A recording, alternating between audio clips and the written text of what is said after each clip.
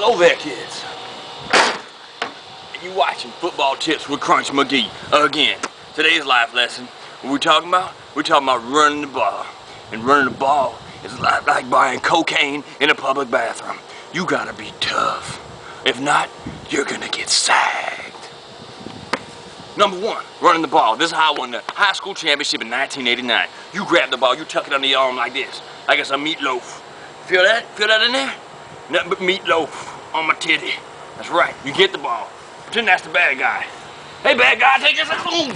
Yeah. See that? That's a fucking touchdown. Fucking touchdown.